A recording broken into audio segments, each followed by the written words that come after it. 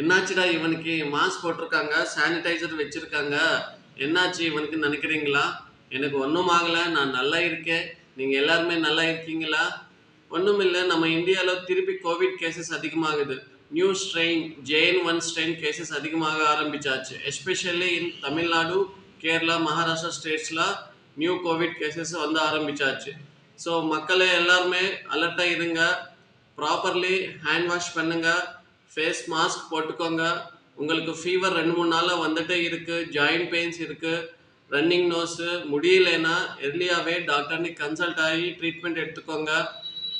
So B com and stay healthy. Thank you so much.